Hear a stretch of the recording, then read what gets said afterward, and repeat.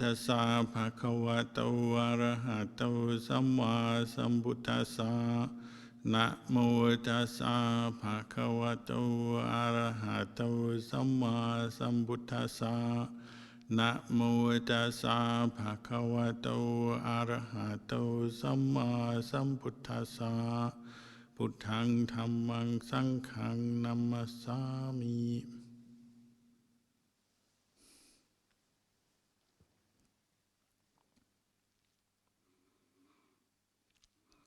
Good evening, blessings to everybody. We're continuing our live stream program for the next few weeks as a way of finishing the old year, 2020, which I think everybody will agree has been quite a year. But we intend to finish it as we intend to begin the new year, 2021, through practicing the Dhamma. And what can be more useful for dealing with pandemics, problems, issues, suffering than practicing Dhamma? Sometimes people ask me, what have I learned from being a monk? Well, I've been a monk about 35, 36 years, and one thing I've learned is that the practice of Dhamma always brings benefit, brings us more peace, more understanding, and we can also help to share that with other people.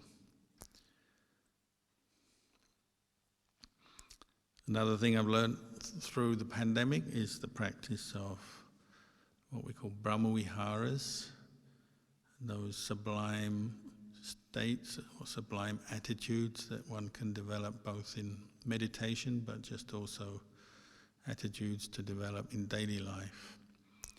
And they bring us a lot of personal peace and very wholesome states of mind, and they also lead on to skillful behavior in the way we interact with the world.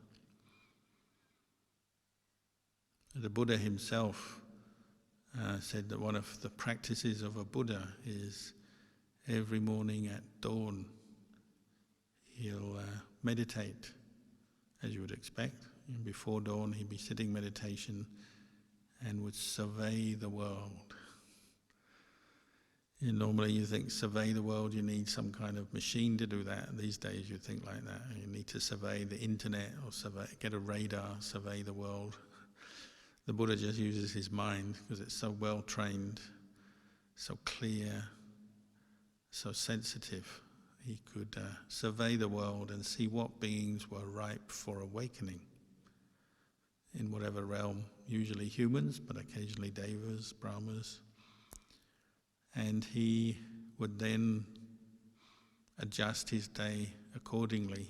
So sometimes it was somebody living close to him or nearby that he felt was ready to hear the Dhamma and awaken to the truth and the Dhamma, and he would find an opportunity to teach them. Sometimes it was somebody miles away, and he'd make a special effort to walk, maybe go on alms round further away than normal to a village where he would encounter that person, or just walk, set off on a trip. And in those days it was always on foot, and he'd walk to find that person. Through his special knowledge he'd know who they were, where they lived, so he'd walk to the place where they lived and maybe just walk on alms, or just walk and sit and meditate and wait for them to come by, just depending on the situation. And then teach them Dhamma, sometimes in a whole group of people, but he was particularly focusing on one person. Or sometimes he'd just go one-on-one and talk to somebody and get them to open up to the Dhamma, to help them. And all his teachings are based on kindness, compassion, sharing the wisdom that he developed in his own practice with others. They say those who are ready for the Dhamma are those with little dust in their eyes. So if you don't feel ready for the Dhamma, then you need to do more dusting, which is what our daily practice is. We're dusting away our mind, we're wiping it down because it gets caught up in what we call the mental defilements. Mental states, thoughts rooted in greed, anger, delusion, that cloud the mind, dirty the mind as it were, and then also cloud our behavior. So we interact with the world when we're following the mental defilements in a way that causes stress, suffering for ourselves and for others. But the more we practice, it's like you're cleaning some of the dust off, and so your mind is more receptive to the Dhamma. But a good way to practice on a daily basis, maybe first thing in the morning ideally, is develop the meditation on metta or loving kindness. And you're following in the example of the Buddha, but also it's a way to start your day, whatever you're going to face this day, begin the day with the thought of goodwill. If only for a moment, it's better than nothing. And if you can sustain it as a meditation for a period of time, it's a very skillful way to begin your day. Focusing your mind on the thought of goodwill for oneself or others. Because it's the quality that kind of nourishes the growth, the development of the human mind. We know that with kids, because when a baby is born, you shower it with love, and that's the main thing that's driving you with a newborn baby. Usually it's the parent, but maybe other family members, friends, would just give love over and over and over again to a newborn baby in different ways, through care, protection, food, nourishment, education, and so on. So that thought of kindness, goodwill, leads on, nourishes many other skillful qualities that we employ, say, bringing up a baby, bringing them into the world, educating them, bringing them up until they're an adult, and maybe they can depend on themselves. But we need it with ourselves all the time as well. Even though we're no longer babies, we still need that goodwill in order to grow as people, in order to maintain the qualities, the goodness that we've developed so far, and in order to develop further.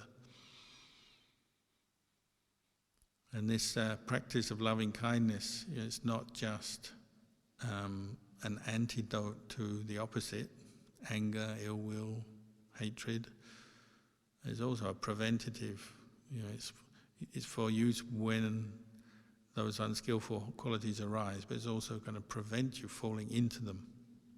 So if you're practicing loving kindness every morning for a period of time, whether it's just for a few moments or for a longer period of meditation, then that's a very powerful conditioning force on your mind that will nourish your mind through the rest of the day.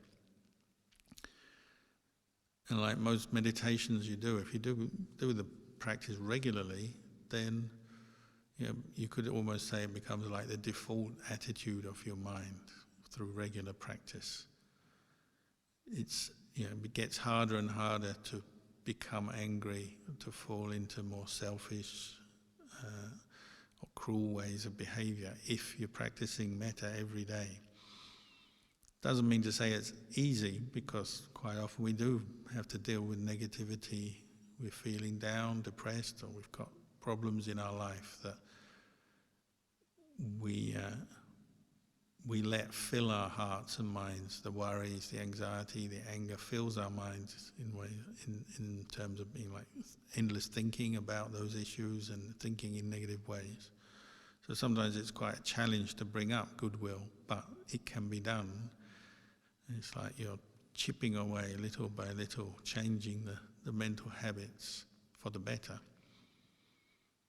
And this is exactly how the Buddha practiced. He said before he was a Buddha, he would practice developing skillful thoughts such as goodwill in order to replace and let go of the unskillful thoughts such as anger, irritation. And then as a Buddha, he's completed that practice, but he still carries on doing it.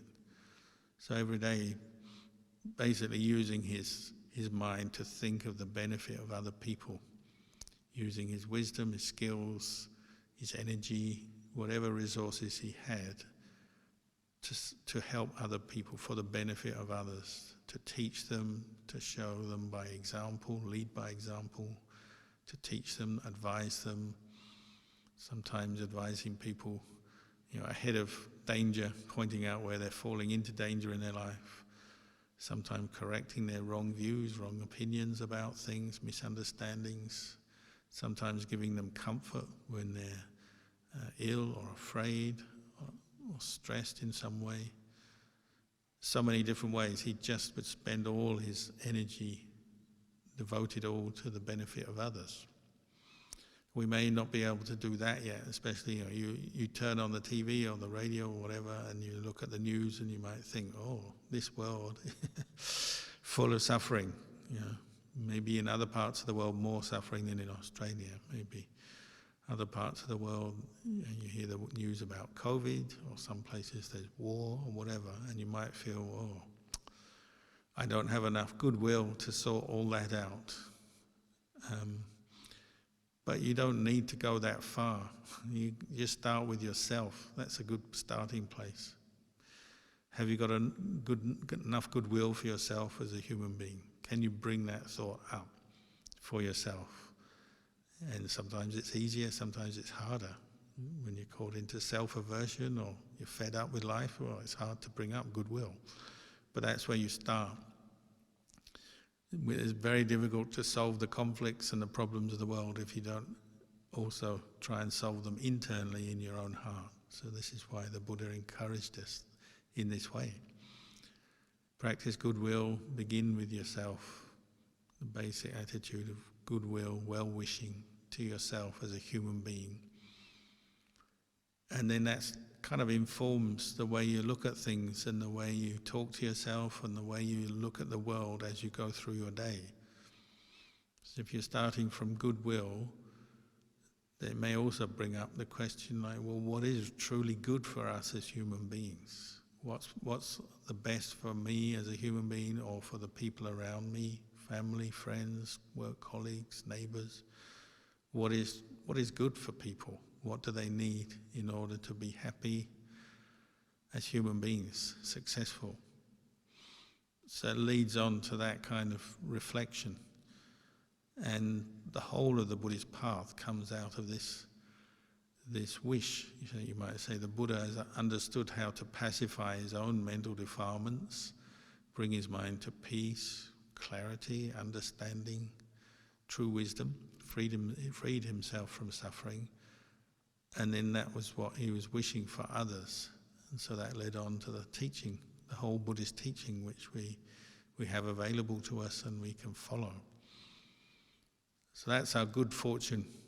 All the way through COVID, you might have been complaining, or maybe still complaining, oh, the world, what's the world coming to now? We have all kinds of diseases and problems, and when are we going to get the vaccine? When are things going to improve again? When is it going to be like before? You might have those thoughts come up. But you always have the Buddhist teachings to turn to at any day. That's your good fortune, isn't it?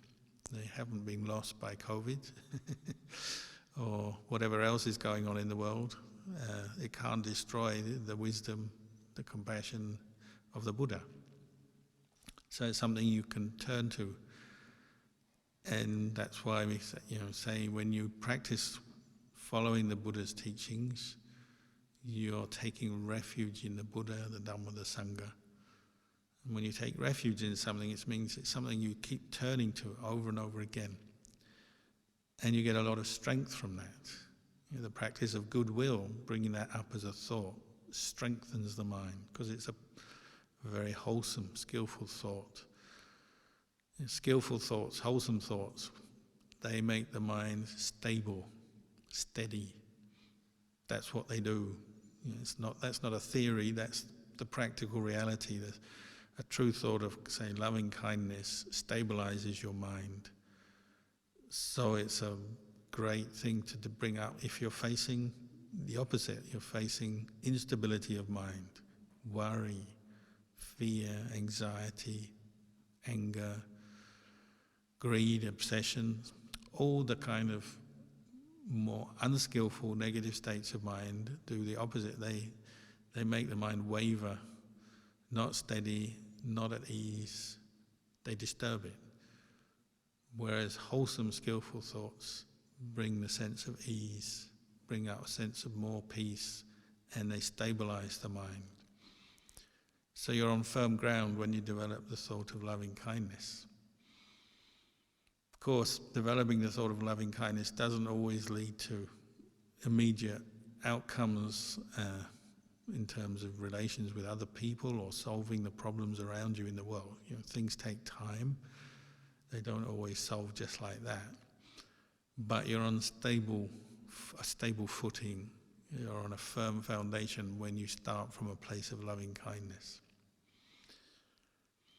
So this is the start of our practice, but out of that, when we're looking at how to develop and improve ourselves, because if you have loving kindness for yourself as a human being or someone else, what do you want? Well, you want yourself to improve, to be happier, and to create the causes and the conditions for that happiness.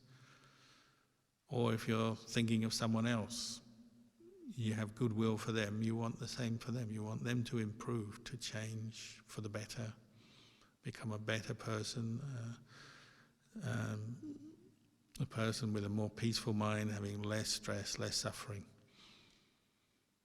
So it leads on in this way. It's a part of the Dhamma practice that leads on and nourishes many other good qualities. So if you're practicing that every day, it's just like eating food. Every morning, depending on your lifestyle, you might get up and have breakfast, or you go out later on, you have some food. But you need to eat food every day. But that's food for the body, which is essential. But you also need food for the heart. So like you've got to ask yourself every day, every morning, what kind of food am I putting into my heart?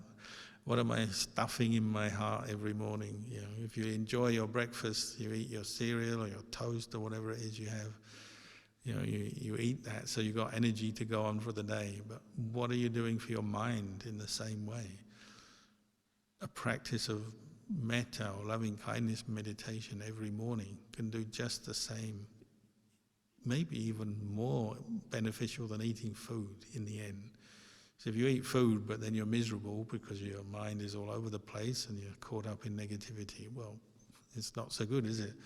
If you practice loving kindness, already it's going to start dispelling some of the negativity and stress that we may have accumulated.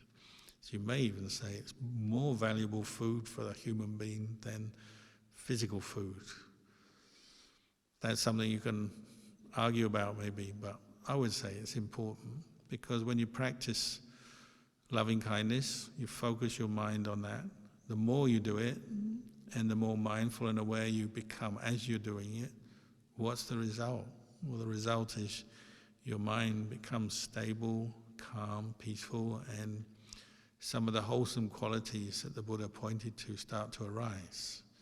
So that's piti and sukha. These two factors of samadhi, or the mind that is calm. And piti means rapture or joy. It's an internal kind of joy or rapture that's not dependent on any external thing. It's coming from your mind's own development of wholesome states, such as the state of loving kindness. Brings a certain relaxation, physical and mental relaxation, and it brings with it a feeling of joy. So generally, the more you practice it, even though it's challenging and difficult sometimes, the more you enjoy it. It brings up sense of joy, rapture. Another factor of this word piti or rapture is the fact you become more interested or absorbed in what you're doing because you're enjoying it, because joy arises. So your mind turns inwards to the thought of loving kindness, and it becomes enjoyable, satisfying to continue with that thought. So it gets easier to hold on to the thought of kindness, develop it, maintain it, becomes enjoyable. Again, the mind is stabilized, has this sense of being unwavering, not easily distracted, not easily pushed into a negative state by what it encounters. So if you've developed loving kindness in the morning of your day, even though you have to go off and do many other things, you may be very busy and so on, you've got that foundation to return to, and particularly at times when life is difficult, when you encounter painful or unpleasant situations, physical pain or the pain of mental pain of remembering things that weren't very nice that happened to you, or dealing with people who are sometimes not very nice to us, insult us, or just difficult with us, bully us, hurt us in some way or other.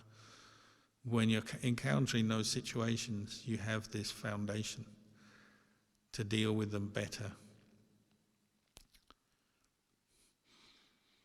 So the development of loving kindness brings up this sense of inner joy. And so one moment of thought of loving kindness, where you get one moment of piti or sukha. Sukha is like contentment, inner happiness. Piti is rapture, joy, interest. One thought of one mental moment of metta, goodwill, will bring that up a little bit. Many moments of metta will bring it up a lot. So your mind becomes happier within itself the more you practice this. So maybe developing this practice on a daily basis as a meditation is a good start. But there's also a theme, an attitude to bring up in daily life, to follow through on some of the skillful thoughts, intentions you brought up maybe during your period of meditation, and you follow through with them. What happens is, it's, as I said, it's a conditioning factor on your mind, so you get used to coming to the thought of goodwill for oneself or others. So that will also highlight when ill will, anger, annoyance, or even hatred manifests in your mind. It becomes quickly obvious if you've been developing goodwill. They say it's like, say you have a house, you clean the floor. Once the floor is clean, then any dirt that comes in fresh is highlighted. As we've all been through it. When you're a kid and you come in with muddy shoes and your mum's just cleaned the house and you put a muddy footprint down and says, you just ruined my floor. It's like that with your mind, isn't it? If you're developing goodwill regularly, then the opposite, ill will, becomes highlighted when it comes up. And it will from time to time, because it's another mental state that is stimulated by unpleasant experiences. When it happens, though, you've got something you can turn to now. It's highlighted. You see the ill will more clearly as a cause of suffering. If I hold on to my ill will, I'm suffering. Because if you've been experiencing some joy, some happiness from the development of goodwill, kindness, well, it shows you how unpleasant ill will is as a mental state.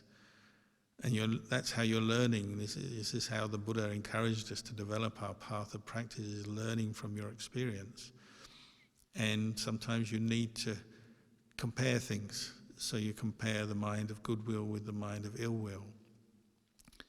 That again motivates us, gives us both strength of mind and motivation to work harder to let go of the ill will, because we know more clearly now that it is a source of suffering.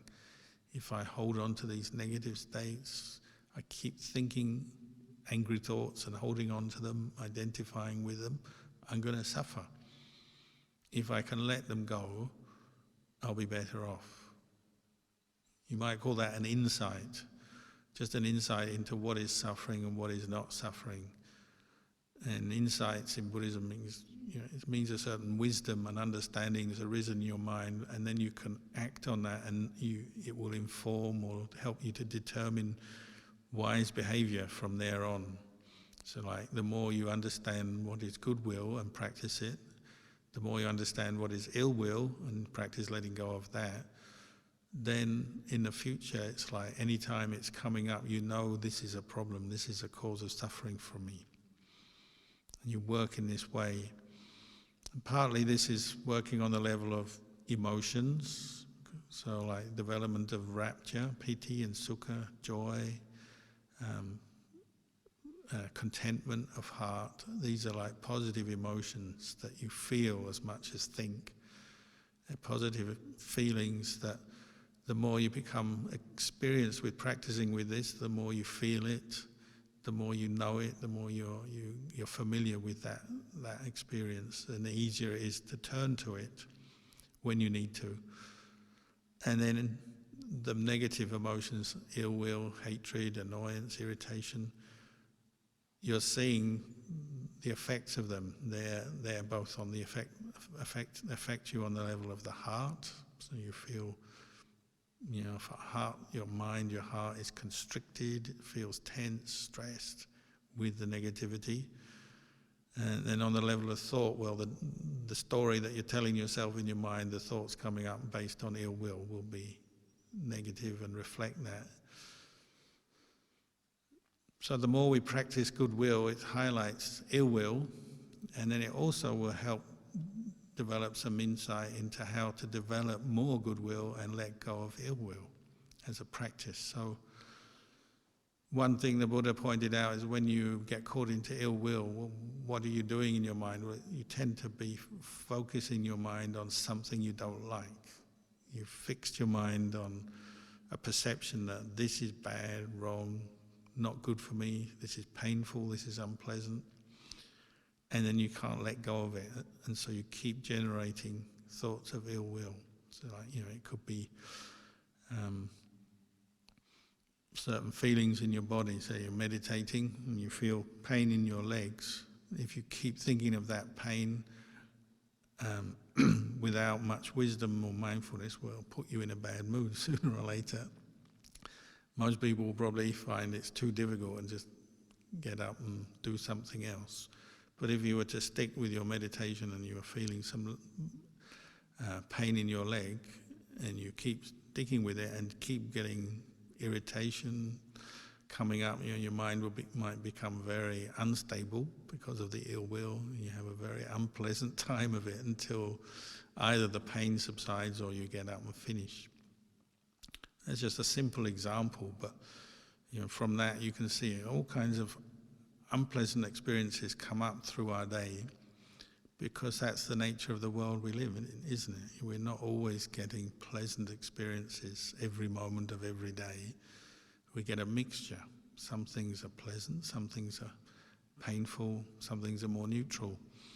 It's like people, sometimes your relationship with someone, the way you're relating to them, talking to them, interacting, it can be quite pleasant, desirable. Sometimes it can be the opposite. You just don't want to be with that person. You don't like what they're saying. You don't like the whole interaction. You may have a perception that this person is someone you don't like, don't get on with. So your mind is stuck there. Or it may be more a mixture, sometimes good, sometimes bad. But we get caught into our perceptions, and if we are not giving wise attention to them, we're not paying attention to what goes on in our mind, well, they can stick there a long time. We identify with the feeling, we identify with the thoughts, and they can become pathways or channels that we get used to going down. And so, just as you can train yourself and develop loving kindness more and more in your practice and get used to it and familiar with it, and it becomes easier and you can sustain your mind on it more, well, ill will can do exactly the same. You can get used to losing your temper, getting upset, getting angry over and over again, to the point where it's just habitual and you might become very depressed or stressed. So as you're practicing loving kindness meditation and developing this kind of quality through your practice, through your day, you'll notice that your mind is a conditioned thing. The mental states, the emotions, the thoughts and the mental states you're experiencing, you have an influence on these. Partly what we experience is what has gone on before. So as human beings, we are constantly receiving the fruits of our old karma coming up in terms of conditioned thoughts, memories, the experience of the body, pleasant, unpleasant feelings. But part of what we experience is what we're doing now, what we're doing with our mind now. And literally at any time in your day, you can come back and ask yourself, what am I doing right now? What am I thinking? How am I feeling? What activity am I involved in right now? You might call this the practice of mindfulness and clear comprehension or alertness. In developing these skills in conjunction with the practice of goodwill means you're constantly bringing the mind back to the present moment through your day. This is another part of the practice, coming from the intention of goodwill for oneself and others, but then putting it into practice one also needs the skills of mindfulness, alertness, clear comprehension. And that may be simply checking in with yourself at any moment through the day. Just like when you practice goodwill with another person, you're checking on them. Say there's someone who's sick, or you have a little kid with you or something, you kind of check in on them from time to see how they are, what they need. We also need to do that with ourselves. We have to develop this quality of kindness, compassion directed to ourselves. And it will fade as we get caught up in our day and our life. It fades, so you have to keep coming back from time to check in on yourself.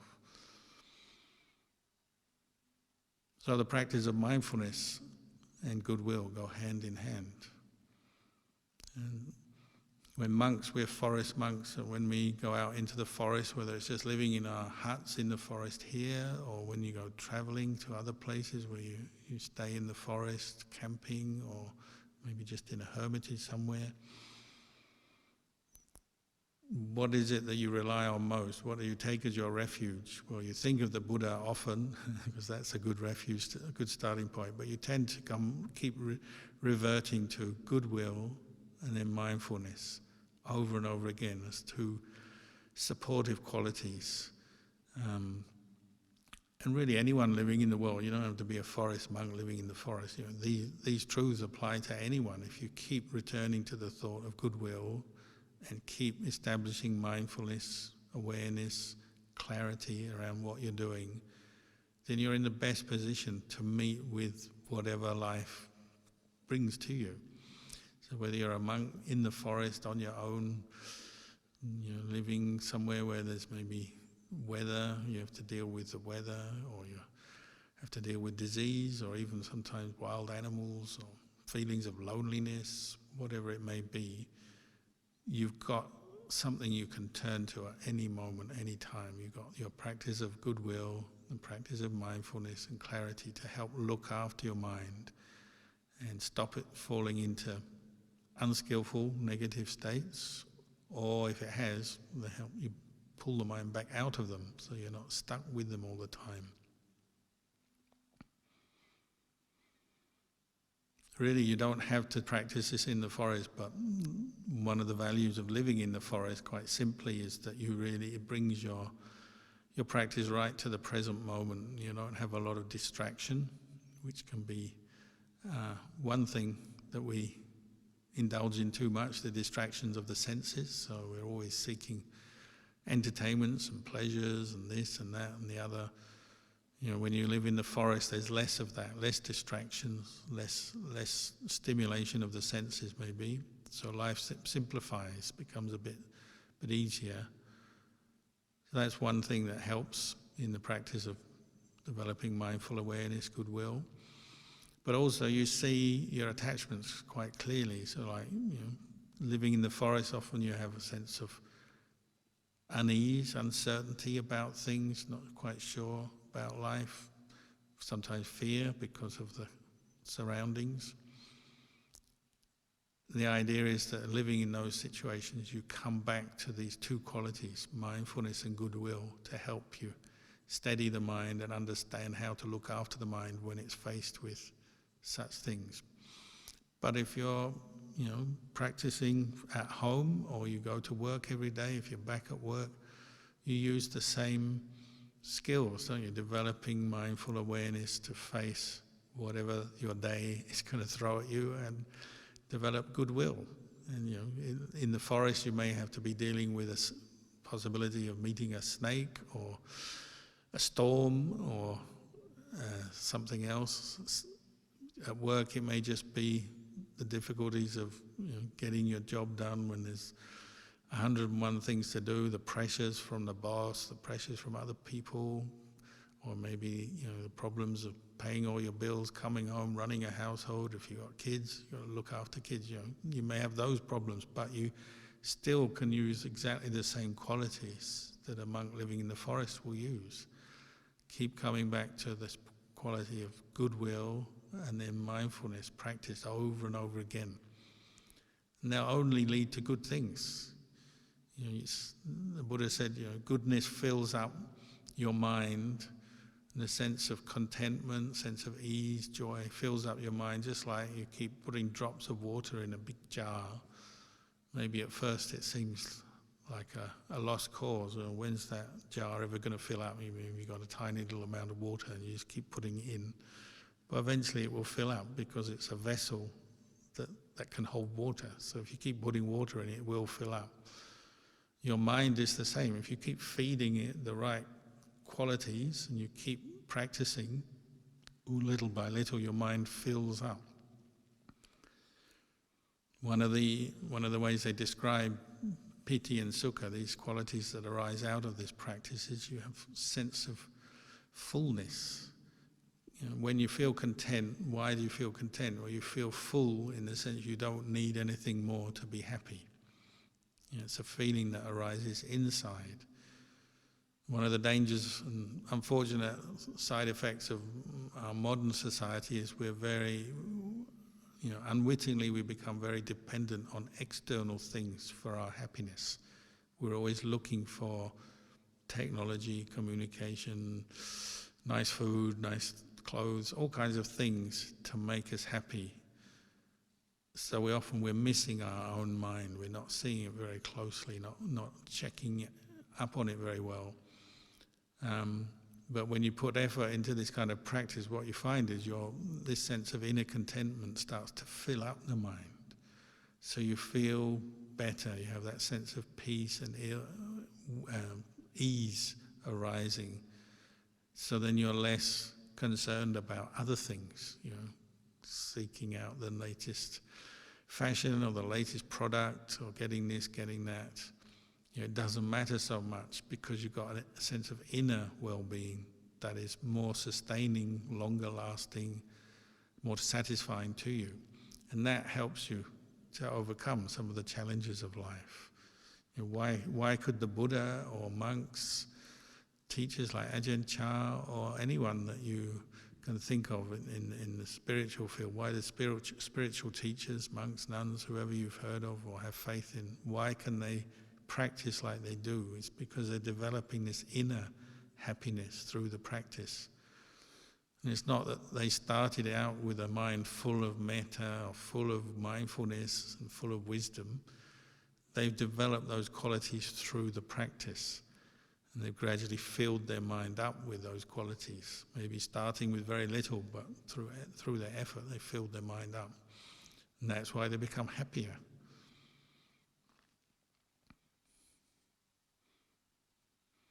And many, many times I can remember talking to people who have said, talked about how they've used the Dhamma to get through the challenges of life. So it could be the challenge of illness. You turn to the Dhamma practice. Maybe just the simple practice of bringing up goodwill to allay some of your anxieties or frustrations when you're feeling ill or experiencing illness, fear of death, fear of the uncertainty of what will happen.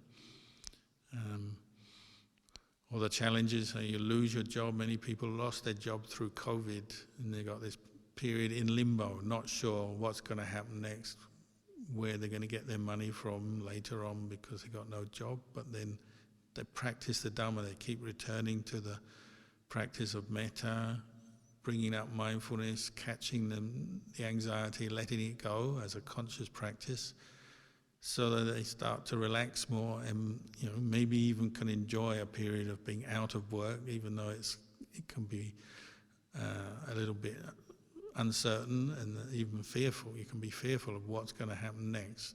But if you're practicing the Dhamma, you can get through it, can't you? And people have said it's really helped them to practice the Dhamma with the uncertainties of life. Or the uncertainties of relationships, when you have misunderstandings with your partner.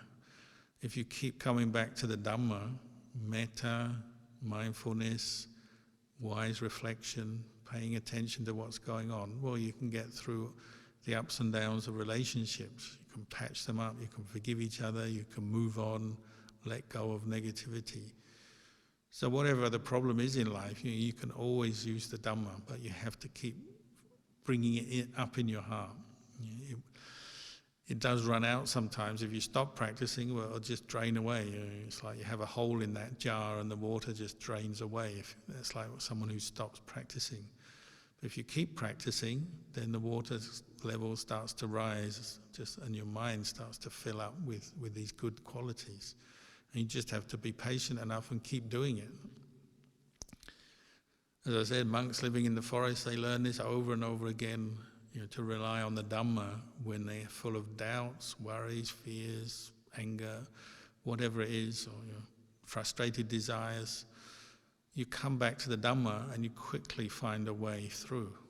Establishing mindfulness, you can let go of a negative thought, a stressful thought. Bringing up goodwill energizes the mind, brightens the mind, brings that sense of inner happiness and ease. Then you can get through your problems. I was thinking today, somebody reminded me, they said there was a spider, they had to take out of a room, and they have fear of spiders like most people do because they're ugly things. So it was reminding me of one time I was in the forest, staying in Thailand, in a place called Dagua Bar, which is just north of Phuket. Many people go to Phuket for holidays, but monks' holidays, we go camping in the jungle, practicing meditation, and this jungle was right on the beach, so we're kind of lucky to have a whole beach to ourselves, camping in the jungle. But it wasn't a real holiday in the sense, the food was very basic, just from very poor villages nearby. There was no entertainments, no nightclubs, discotheques. It was just staying in the forest by the beach in southern Thailand. But we learned a lot staying there. I was there with a couple of friends for a period of a month or two, many years ago. And being on the beach, the beach is prone to storms. And the year before, there'd been a terrible hurricane went through southern Thailand. So everyone was jittery about storms that they could come through, and they're very, can be very dangerous and destructive.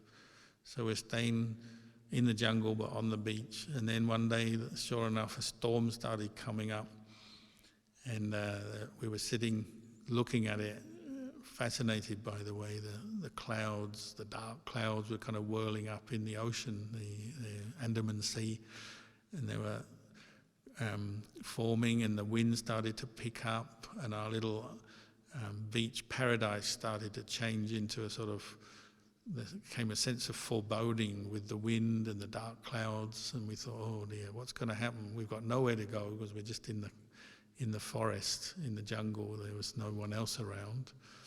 We thought, well, we're just going to have to stick with it, ride it out.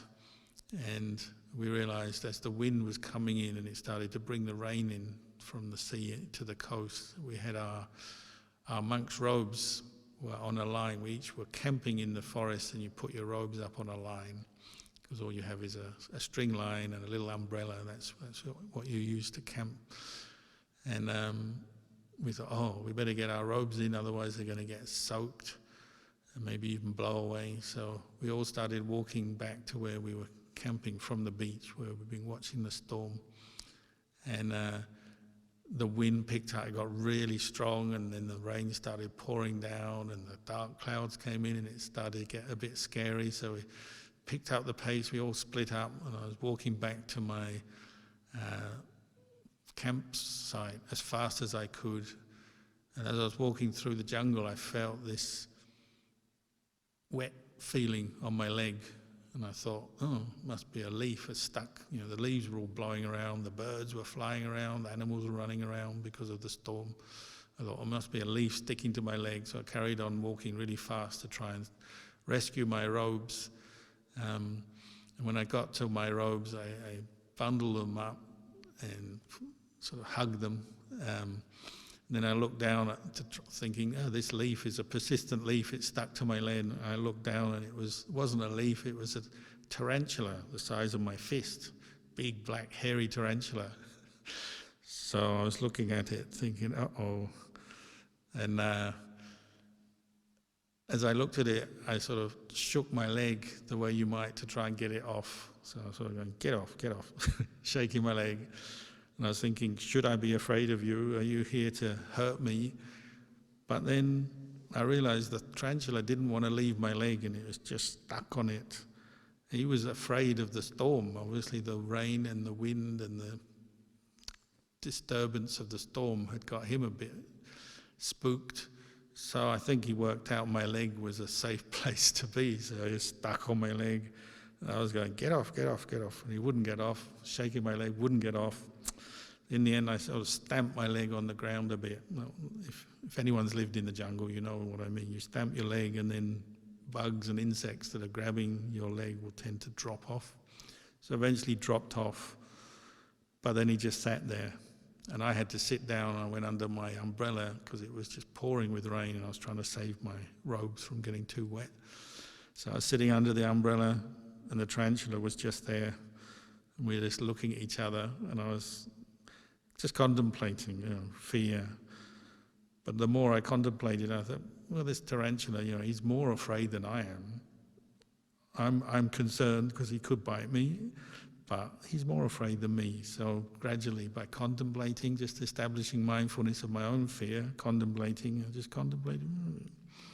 he's the one who's really suffering. So I changed from having a mind full of fear and worry about this tarantula to compassion. You just thought, poor tarantula, you've got to live in the forest, you've got to face all these things every day.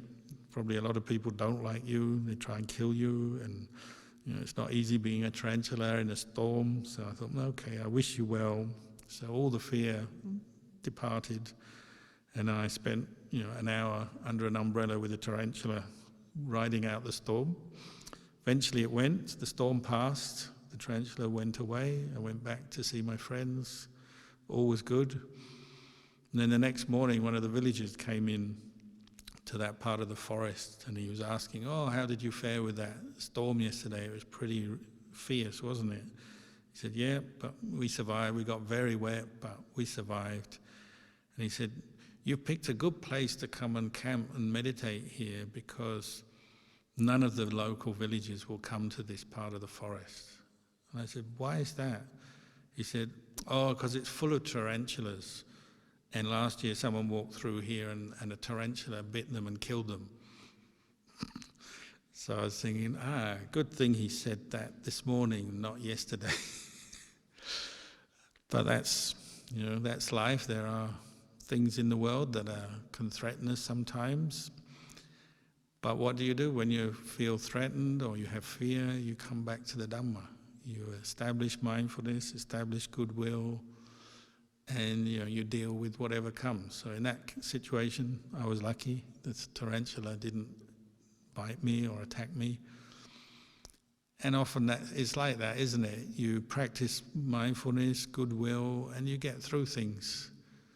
If you just go with your negative thoughts, think the worst, follow your fear, paint pictures of how bad things can get, you make your life worse instantly, and maybe those things will never happen, but as long as you attach to those details, those thoughts, you may feel miserable. And that may even affect your behavior. I guess some people might kill a tarantula and make some bad karma, or you're afraid of what other people will say about you at work or in your social group, so then it makes you stressed, so then you do things that actually will bring you criticism or make people dislike you.